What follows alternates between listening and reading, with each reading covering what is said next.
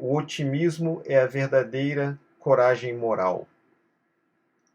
Então eu lembrei dessa frase de Shackleton hoje e pensei que, de alguma forma, Shackleton, com o termo otimismo, também estava falando de esperança. Para ele, então, não se tratava de reservar a comida, como se amanhã não pudesse não haver comida. É, então, o otimismo se tratava disso, né, de que amanhã haverá também comida para o consumo, para a alimentação. Né? Haverá também, se fará pesca e se conseguirá mais peixes. Né? Então, essa era a coragem moral, né, expressa ou posta na palavra otimismo, que dizia Shackleton. E como eu acabei de dizer, eu pensei nisso como uma situação de esperança, né? O otimismo como uma situação de esperança. Bem, essa relação entre a esperança e o depois é a relação estrutural, a relação mais básica, né, quando se fala de esperança. Mas eu quero então abordar esse tema esperança considerando o tratamento que deu ao tema o filósofo alemão chamado Bloch, Ernst Bloch. Bloch é conhecido justamente como sendo o filósofo da esperança. E ele escreveu ao longo de décadas. Primeiramente ele redigiu o livro, depois ele revisou o livro. Então, do final da década de 30, início da década de 40, até meados da década de 50, ele retrabalhou aquela sua grande obra, intitulada O Princípio Esperança. E eu recorro hoje a Bloch, porque Bloch mostra, segundo a minha visão, segundo a minha síntese, Bloch fala de três fundamentos da esperança. Né? Existe um fundamento histórico para a esperança, um fundamento psicológico para a esperança e um fundamento material para a esperança. E por que eu escolhi falar de Ernst Bloch tratando de esperança? Eu tenho dois objetivos com isso. O primeiro objetivo é o fato de que Ernst Bloch era ateu. Isso, para mim, é muito valioso, porque Bloch, como um ateu, ele não prescindiu das fontes religiosas para, inclusive, falar sobre esperança. Então, essa é uma coisa que eu também quero mostrar hoje. E a segunda razão é justamente abordar esperança não como sendo uma bela ideia, nem como sendo um estímulo a se ter o sentimento de esperança, mas abordar esperança como sendo um tema digno de um tratamento filosófico. Porque esperança diz respeito ao existir humano. Para que eu possa justamente me conter nessa exposição, eu vou recorrer mais a notas, né, para isso restringir a minha exposição, né, para não falar tudo que me virá à cabeça. Né. Bloch é um autor muito rico, há muito que se falar sobre Bloch, uma obra muito extensa. Só esse livro, Princípio e Esperança, é uma obra de 3 volumes que engloba cerca de 1.700 páginas, mais de 1.500 páginas, pode-se falar com segurança. Então, é um autor profícuo. Esse seu tratamento sobre a esperança, também sobre a utopia, o seu primeiro livro se chamou O Espírito Utopia, ele influenciou inclusive o movimento estudantil do final da década de 60. Mas, como eu dizia, eu quero considerar então, sintetizar aqui, os fundamentos da ideia e do sentimento de esperança conforme trata Bloch. E a primeira ideia importante aí é uma das teses que eu quero comunicar, é uma das teses fundamentais de Bloch, né? Onde ele vai dizer que na apreensão do passado há a identificação de um passado grávido do futuro. Então, essa é uma tese que já tem um sentido histórico, mas que vai guiar toda a sua obra sobre esperança. Portanto, ele traz essa ideia de que o passado está grávido do futuro. Essa tese é uma tese importante para se sintetizar todo o tratamento de Bloch, né? Porque fala justamente do passado. E eu já fiz relação aqui da esperança com o futuro. Essa tese mostra uma estratégia de Bloch, né? Ele quer justamente buscar no passado os sinais do futuro, os sinais de uma consciência utópica, de uma consciência antecipadora que olhava para o futuro. Então, eu já sugiro que você guarde essa tese de Bloch, né, do passado como grávido do futuro. Uma primeira tese, uma primeira ideia fundamental a partir da qual, pela qual Bloch desenvolve essa sua noção, né, de esperança, se chama de ainda não. Ainda não. Bloch formula essa expressão simples, ainda não, a partir de uma ideia de não. Esse não indica a não existência, indica a falta. Indica a não existência, indica a falta na realidade. Então ele enxerga a realidade como sendo um fenômeno ou um ente incompleto. E essa incompletude da realidade indica um não de que algo ainda não existe. Por isso, o ainda não. Então, quando Bloch fala sobre o ainda não, ele já está guardando a perspectiva de que em algum momento sim. Ainda não, mas em algum momento sim. E essa ideia de ainda não, ela manifesta justamente a tensão entre o que existe e aquilo e a possibilidade de algo existir, né? Então, aquilo que existe, aquilo que já está aqui, aquilo que já é presente, é algo incompleto. E esse algo incompleto se contrapõe justamente à possibilidade de algo que pode existir. Sim, né, eu já indiquei para você que estamos falando de um filósofo, então ele traz essas ideias abstratas, esses conceitos abstratos, mas esses conceitos abstratos o guiam para olhar justamente a história concreta e para olhar também os fenômenos culturais como um todo, dentre os quais se destaca a religião, no que eu já vou chegar daqui a pouquinho. Mas eu enfatizo nesse momento essa tensão entre o permanente e a possibilidade. Essa tensão, ela também pode ser expressa de uma outra maneira, como a tensão entre a contemplação e a transformação. E o que quer dizer isso? Isso é muito importante para se cravar, para se estabelecer a posição filosófica de Bloch. A filosofia, desde os gregos, se desenvolve com uma ideia de revelar o ser. E o ser é estável, o ser é perfeito e o ser é divino. Então, os filósofos estão preocupados com isso. Estou falando dos filósofos mais eminentes no contexto filosófico grego, especialmente Platão e Aristóteles. Eles procuravam ver no cosmos, né, nesse ambiente para além da Terra, né, não terreno, o ambiente de harmonia onde o ser se revelava. E podia se identificar esse ser tanto na harmonia do cosmos quanto também na perfeição das ideias, né? Mas a forma de ter acesso ao ser era por meio da contemplação. Então, essa ideia do conhecimento da verdade por meio da contemplação é uma ideia que marcou, inclusive, a ciência, o desenvolvimento da ciência, mesmo a ciência moderna, que também enfatiza a observação dos fatos, a observação das coisas que existem.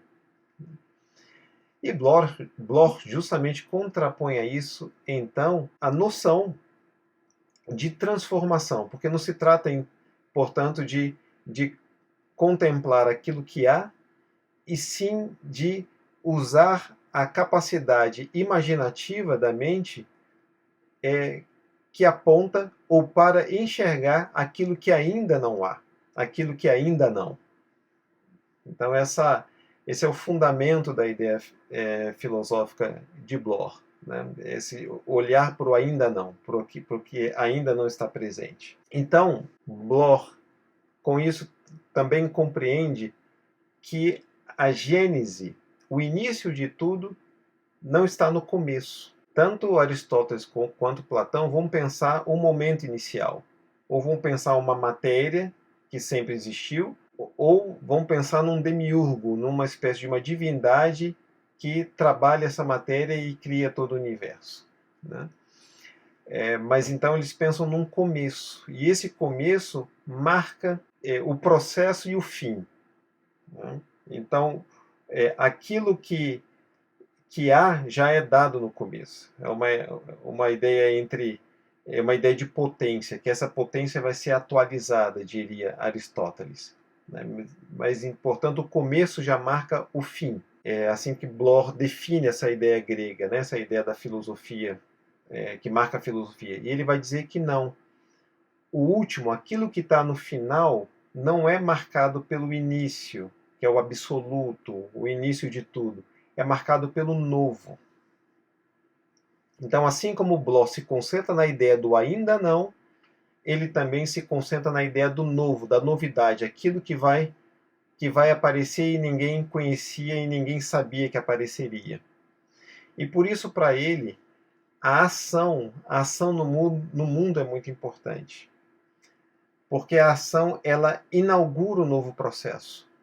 Então, quando se age, e toda ação em si é uma ação que não é dotada de muita consciência, e depois se observa essa ação e se conhece essa ação, mas no momento que se age, a ação libera um novo processo, a ação desencadeia um novo processo. A Hannah Arendt, inclusive, escreveu muito sobre isso, sobre esse poder da ação de iniciar um novo processo. E eu aproveito, falando de Hannah Arendt, para evocar uma outra ideia nela muito importante que ajuda a esclarecer tanto essa ideia de um início de um processo pela ação, né, quanto a ideia de esperança mesmo. Hannah Arendt vai dizer que a ação é como um nascimento, porque quando o indivíduo nasce, também algo novo aparece. E isso é interessante para se pensar a esperança, porque um novo indivíduo que nasce no mundo, ele pode se tornar algo ou alguém capaz, inclusive, de trazer uma mudança histórica. Mas então, essa primeira ideia fundamental dentro da filosofia de Bloch, é a ideia do ainda não, né? Ainda não, que indica o novo e que indica que o princípio está depois. O princípio não está no começo, o princípio vem depois. Ou seja, o sentido do processo é aquela novidade que vai acontecer. Esse é o sentido dos processos. Nesse ponto, é interessante, ou é relevante mostrar como que isso se manifesta na matéria. E por que eu falo de matéria? Porque, como eu já indiquei, algo interessante em se pensar esperança a partir desse filósofo, a partir de Bloch, é o fato de que ele era um ateu. E Bloch, então, como um ateu, diz que essa esperança, essa coisa nova, essa transformação, ela está toda guardada na matéria. E como ele evidencia isso? Como ele explica isso? Qual é a condição que a matéria tem de trazer algo novo? Ele mostra justamente esse poder da matéria de carregar algo novo por meio do surgimento do homem, né? Que é, como ele diz na palavra, no termo dele, a floração esplêndida da matéria. Então a gente pode imaginar, né, na evolução, né, a evolução do universo, né? Então descobriu a ciência, teorizou a ciência com evidências, né, de um início, né, de um componente quente comprimido, que a partir de uma expansão chamada de Big Bang, o Big Bang, desencadeia um grande processo de formação desse universo que nós conhecemos, né? Mas depois então de bilhões de anos, já com os planetas formados, especialmente os planetas do sistema solar que nós conhecemos, em determinado momento surge vida, mas essa vida, o surgimento da vida não para por aí, e essa vida, num determinado momento, se torna vida inteligente, né? Ou seja, se nós olharmos antes do surgimento, né, dessa vida inteligente, se nós imaginarmos isso, né, houve um momento de um ainda não, né? E é como que esse processo tivesse, né, assim imagina Bloch, esse processo estivesse rumando em direção ao surgimento dessa espécie especial chamada ser humano, né? Então, o ser humano, o surgimento do ser humano como uma espécie inteligente, né? Ou como uma espécie mais esplendidamente inteligente, né? Então ele demonstra como que a matéria, como que ela guarda essa essa essa possibilidade e esse ainda não, que neste caso se exemplificou com o surgimento do ser humano. Mas se pode imaginar muitos outros eventos, tanto da matéria quanto da história, que também a posteriori nós podemos identificar como sendo o novo que surgiu a partir de um momento onde não se sabia onde aquilo ia dar. Então está aí o fundamento da esperança na matéria, né? A matéria já aguardando o ainda não, né? E é com essa tese, né, que Bloch vai ver que o passado ele guarda vestígios de esperança. E assim eu avanço para o segundo ponto, né, que seria a base psicológica da esperança. Então tem essa base material da esperança e tem a base psicológica da esperança. Como que Bloch mostra a base psicológica da esperança? Ele faz isso fazendo justamente uma contraposição com a psicanálise de Freud. Então, na psicanálise de Freud, a ideia do inconsciente é uma ideia fundamental, é uma tese fundamental. E essa tese do inconsciente diz, ou pode ser expressa, como a ideia do não mais consciente. Então, o indivíduo tem uma determinada experiência e essa experiência é reprimida, essa experiência é esquecida. E mesmo quando o indivíduo sonha, esse sonho se refere justamente a uma experiência passada. E esse sonho manifesta essa experiência passada, inclusive, de uma forma distorcida, de uma forma indireta. Essa é a linguagem do sonho. E o desafio, então, da psicanálise é trazer isso à consciência, né? Mas predomina, né, como sendo o grande trabalho da psicanálise, ou a grande matéria dela, o não mais consciente. E o que Bloch contrapõe a isso é justamente o sonho diurno. Então, se o sonho noturno aponta para o não mais consciente, que está no passado, que está numa experiência passada, Bloch quer destacar o sonho diurno. Vale dizer que o desenvolvimento da psicanálise com psicanalistas relativamente mais recentes, né? Eu estou pensando num psicanalista chamado Wilfred Bion, um psicanalista inglês. Então, essa psicanálise mais recente passa a valorizar muito essa categoria do sonho diurno, de uma forma diferente de Bloch. Mas para Freud ainda importava o sonho noturno. A sua grande obra, publicada em 1900, A Interpretação dos Sonhos, está toda dedicada ao sonho noturno, o sonho que se tem dormindo. O sonho diurno é justamente o sonho em vigília. E Bloch, inclusive, diz assim: é impressionante que a filosofia não tenha se ocupado tanto com esse sonho diurno, com essa fantasia. Porque o sonho diurno ele não indica o não mais consciente. O sonho diurno indica o ainda não consciente. Porque o ainda não consciente é o novo que surgirá. E o ainda não consciente também é intuído ou é visualizado justamente por essa mente que sonha enquanto ela está acordada. Esse sonho diurno, ele pode ser entendido como imaginação, ele pode ser entendido como fantasia. Mas o importante é que nesse sonho diurno, o ego ele está, ele está preservado, ele não está sofrendo o sonho, vamos dizer assim. Né? Ele não está passivo. O ego ele está fazendo a escolha de imaginar determinados conteúdos.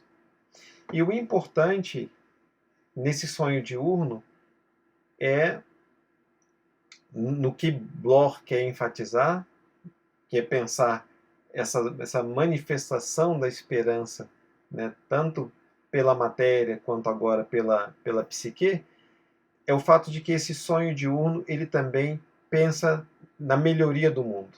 Ele pensa no mundo alternativo. Ele pensa numa possibilidade de superação dessa realidade que é limitada. Portanto, o sonho diurno é um sonho engajado, o sonho diurno é um sonho de projeto. E se no caso do sonho noturno, o trabalho que cabe em relação a ele é a interpretação, no caso do sonho diurno, o que cabe é a correção do sonho diurno, justamente para se buscar a concretização. E correção aí diz respeito a quê? A corrigir um projeto. O sonho diurno é um projeto. Então não se interpreta o sonho diurno. Se aperfeiçoa o sonho diurno, se aperfeiçoa esse planejamento para se concretizá-lo. Então o sonho diurno é a outra base da esperança. Porque por meio dele o indivíduo imagina algo melhor. Ele cria a expectativa de algo melhor. Ele tem um horizonte de expectativa. É isso que o sonho diurno traz. E essa ideia de sonho diurno, ela atravessa toda essa monumental obra chamada O Princípio Esperança. Né? Porque o sonho diurno, então, é também uma expressão da esperança. E assim eu chego ao terceiro ponto, ao terceiro fundamento da esperança de Bloch, que é o fundamento que mais me interessa também apresentar hoje aqui nessa exposição, porque mais do que um fundamento histórico, como eu já mencionei, esse fundamento, ou nessa história, se destaca o aspecto religioso desse fundamento. Então, novamente, eu chamo a atenção por fato de que eu estou falando de um ateu. E Bloch, mesmo como um ateu, enxerga na religião um importante fundamento. Vale dizer que Bloch, na sua crítica à religião, ele entende que não se trata de superar a religião no sentido de desprezar a religião. Essa é uma ideia muito importante. E ele, com isso, está se contrapondo a outros que fizeram crítica da religião, como Karl Marx, como Ludwig Feuerbach. E Bloch, então, pensa que, mesmo superando a religião em termos de um ateísmo, em termos de um racionalismo, trata-se de conservar a herança da religião. Então a religião tem uma herança, né? Tem algo que ela dá, que ela oferece, que precisa, que merece ser guardado. E essa herança da religião é justamente a mentalidade utópica, ou a mentalidade antecipadora que a religião apresenta, que a religião traz. Né? Ele, então, enxerga que todo o discurso da religião, ele estava pensando especialmente na religião judaico-cristã, na religião da Bíblia, mas isso pode ser facilmente estendido a outras religiões que se preocuparam com a salvação do sofrimento. Eu penso especialmente, por exemplo, no budismo. Né? O budismo trata especificamente de sofrimento e o budismo trata especificamente de uma salvação, de uma libertação desse sofrimento. Então, Bloor entende que essas ideias, mesmo que míticas ou ilusórias, ele vai dizer, das religiões, sobre a imortalidade, né, dessa busca da salvação e da imortalidade, elas eram valiosas porque elas apontavam por um grande valor que se intuía ou que se via, que se asseverava, se proclamava, um grande valor da alma humana. E esse grande valor da alma humana servia como uma fonte para que o indivíduo, aí são palavras dele que eu vou dizer agora, para que o indivíduo não se permitisse ser tratado como gado. Em outras palavras, ele está falando desse valor da alma humana como uma fonte de dignidade do indivíduo. Isso interessava muito para Bloor, porque Bloor tinha uma simpatia a uma ideia de superação das condições de injustiça aqui na vida terrestre. Né? E em determinado momento ele se aproximou muito da ideia do comunismo, da ideia marxista de comunismo, justamente de uma transformação da sociedade, mas ele é tão crítico, né, ao sistema real do comunismo, ele acabou sendo perseguido pelo próprio comunismo e foi assim que ele também deixou a Alemanha Oriental. E Bloor via justamente na religião bíblica, na religião da Bíblia, no Antigo Testamento e no Novo Testamento, ele via ali uma expressão suprema de uma esperança radical. E essa expressão suprema de uma esperança radical, ela aparece em duas ideias muito importantes na Bíblia.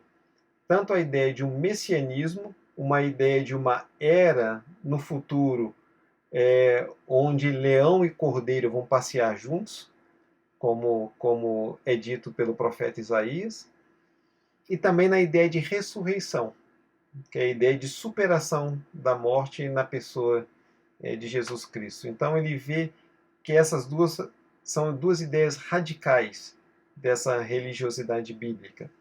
Por isso ele vê a Bíblia como uma expressão suprema. Então Bloor olha para a religião como sendo um campo que guarda uma herança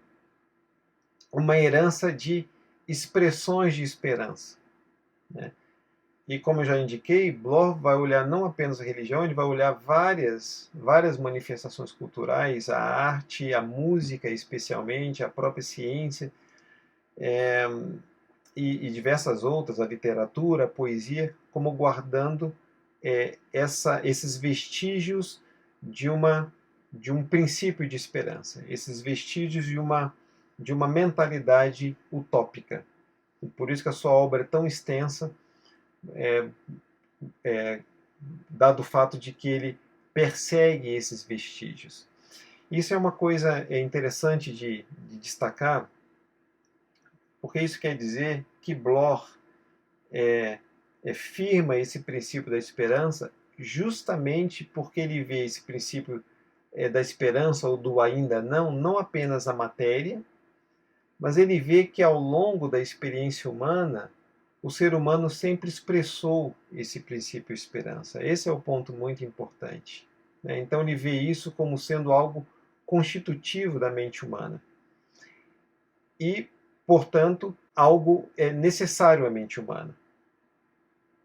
É necessário à mente humana porque a mente humana sempre expressou essa busca de uma utopia, essa busca de uma realidade melhor. E isso ganha especial importância porque incomoda Bloor tanto a questão do sofrimento, mas a questão também da morte. porque ele diz que a morte é a anti-utopia, é a anti-utopia cabal. E ele vai dedicar muito da sua reflexão no esforço de pensar uma superação da morte, uma saída da morte. Né? Como que o ser humano pode se colocar diante da morte numa condição de dignidade. Ele, para isso, distingue medo da morte de angústia da morte. Então ele vai dizer que o medo da morte é algo animal, né? Algo concreto. Toda criatura viva que percebe a ameaça da aniquilação vai ter esse medo da morte. Mas ele diz que na situação humana, do ser humano, isso é mais complicado, porque no ser humano o que há é uma angústia da morte em razão da consciência do eu. E esse eu consciente, então, diante da possibilidade de não mais existir, ele se angustia porque ele não sabe, ele não tem como saber o depois. E é importante nesse ponto dizer que Bloch também estava discutindo com ideias nihilistas. Né? Ele nomeia alguns filósofos, Heidegger, Karl Jaspers, que eram filósofos que pensavam no nada depois da morte. Né? Ou seja, uma total falta de sentido. Então isso não satisfaz Bloch, porque ele está consciente desse contínuo humano, né? dessa constante no ser humano, que é a constante de ter esperança, de buscar esperança. Então ele pensa, bem, então diante da morte, qual é a postura de esperança que se pode ter? E Bloch vai pensar justamente na atitude heróica de, por exemplo, se morrer por uma causa sem esperar, sem temer a morte, justamente sustentado por essa expectativa futura e sem esperar qualquer recompensa por isso. Então ele diz que é nessa atitude heróica de dedicação a algo, né, que se pode então superar a morte. Então ele se preocupa muito com essa situação da morte, busca essa solução para a situação da morte. E o que eu estou tentando enfatizar e querendo enfatizar é justamente como que ele se encoraja ou se estimula, né, ou se propõe a pensar ou a enfrentar, inclusive, essa anti-utopia chamada morte, justamente a partir do modelo religioso. Então Bloch tinha duas noções claras, né? Primeiro, uma noção do quanto ele podia aprender com a herança religiosa. Eu sempre insisto, não apenas, mas ele vê nessa herança religiosa bíblica, né, essa expressão mais radical da esperança. Então ele aprende com isso, ele toma a figura de Deus, né, a figura do messianismo como sendo símbolos, né, e justamente por isso tem a segunda atitude que ele assume, que é de traduzir essa linguagem religiosa para os termos seculares, que é aquilo que mais tarde vai dizer Habermas como sendo a postura secular adequada, aprender com a religião e traduzir a linguagem de religião para a vida terrestre, para a vida secular. Então é isso que Bloch faz. Então ele no seu sonho diurno, que ele também tem, ele pensa a vinda, né, a realização, a chegada de um novo como sendo um reino de Deus, mas sem Deus. Né? Sem Deus porque ele é um ateu, e um reino de Deus porque o reino de Deus é um símbolo, né, de uma realidade que supera a injustiça, que supera o sofrimento, que supera as imperfeições da vida como a gente conhece. Então ele ele falava e pensava sempre na possibilidade de essas mazelas serem superadas. Assim como um dia surgiu da matéria um, um ser especial como o ser humano, né? Ele também pensava na possibilidade de, na história, também surgir uma condição melhor e especial, né? Inclusive, Bloch menciona que o sofrimento com a infelicidade ele existe justamente porque o ser humano ele pode intuir a possibilidade de uma felicidade, né? E essa possibilidade da felicidade, a possibilidade de uma superação das mazelas, é isso também, né? A crença nessa possibilidade é isso também, justamente, a esperança. Eu concluo essa exposição me referindo a uma passagem que eu conheci nessas minhas pesquisas sobre o Ernst Bloch, referente uma passagem de uma declaração de um filósofo, inclusive conhecido de Bloch, que é o Walter Benjamin. E nessa passagem, Benjamin diz que a solidariedade em relação àqueles que morreram, especialmente aqueles que morreram como inocentes, essa solidariedade só pode ser expressa, só pode ser considerada por meio de um pensamento teológico. Então, o pensamento teológico, a teologia, diz respeito a um discurso sobre Deus, a um pensar sobre Deus, né? Então, o Benjamin diz que essa solidariedade prestada às pessoas que morreram como inocentes demanda uma abordagem teológica do mundo, uma abordagem teológica da existência. Então, de certa forma, pode-se pensar algo desse princípio esperança de Bloch como sendo também uma abordagem teológica, porém uma abordagem teológica sem Deus, que prescinde da realidade de Deus, né, da realidade da manifestação de Deus, mas é uma abordagem teológica porque ela recupera, né, essas figuras religiosas, esses símbolos religiosos, dentre os quais, e aí está o elemento solidariedade, dentre os quais está justamente essa ideia de sofrimento, né?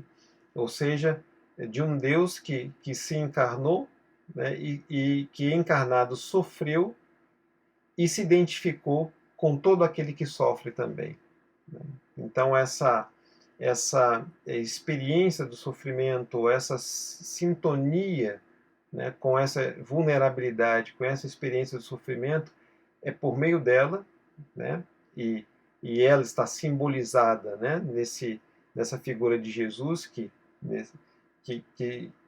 encarna e sofre, né, é por meio dela que também se pode prestar ou sentir e manifestar empatia com aqueles que morrem como inocentes, né? E é claro, eu estou falando sobre isso, estou declarando isso em abril de 2021, quando o Brasil conhece, né, toma conhecimento de uma quantidade de milhares de mortos a cada dia, né? Então, esse princípio esperança, né, que se contrapõe à anti-utopia, à morte, ele é fundamental justamente para sustentar o indivíduo, tanto em termos da sua dignidade, quanto em termos também do seu enfrentamento diante da morte. Ok? Eu paro por aqui, então, essa exposição. Como você que, porventura, tem me acompanhado, ver como eu tento, né, abordar certos temas, eu não poderia vir aqui falar, eu por ser quem sou, né, não poderia tratar de esperança apenas como um sentimento, apenas como uma como uma espécie de uma boa vontade do pensamento, mas eu quis abordar a esperança como sendo uma postura mental, né, uma atitude mental consciente, voluntária, como uma espécie de um sonho diurno, como um planejamento que dá especialmente coragem. Então, tanto para esse Bloch é assim, né? Então, esperança é aquilo que se contrapõe a medo, né? Então, esse é o sentido dessa exposição. Lembrando que estivemos falando, né, que eu estive falando de um ateu que recorre à religião como uma forma de aprendizado e também como uma forma de inspiração, porque observa a herança religiosa.